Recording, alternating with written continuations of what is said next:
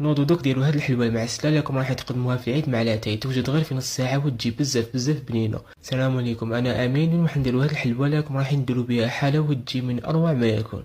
في هذا الفيديو المختصر راح نديكم الوصفه بالكاس والمقادير بالميزان، تلقاوهم مكتوبين تحت الفيديو. في ريسيبي درت 3 كيسان تاع سميد يكون متوسط، 2 كيسان تاع كاوكاو يكون محمص وملحي شويه غسلين، كاس تاع الكاطو يكون مرحي، ونص كاس تاع حلوى الترك، باكي تاع ليبر شيميك، وقرصه تاع الملح. نخلطوهم مليح، من بعد نزيدو عليهم كاس تاع المارغرين اللي تكون دايبه وبارده، نبسوها مليح. مع الاخر كامل نزيدو حبه تاع البيض ونخلطو كامل هذوك مليح هذوك المكونات.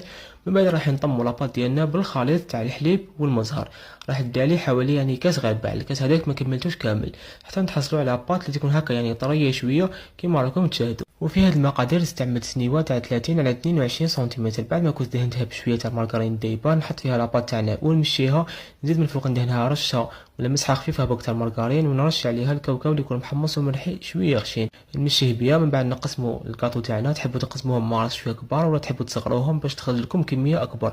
ندخلوها طيب على 200 درجه، غير تشوفوها في الكوتي حمارت، شعلوها شويه من الفوق باش تاخذ لون خفيف. وهي سخونه عسلتها ب 750 غرام تاع العسل اللي كنت خففته بنص كاس تاع الشربات ولا السيرو. ندوزو عليها الموس ونخلوها تشرب مليح، من بعد نقدموها تجي من اروع الحلويات. الوصفه بشرح مفصل على قناتي على اليوتيوب حلويات الامين. سلام.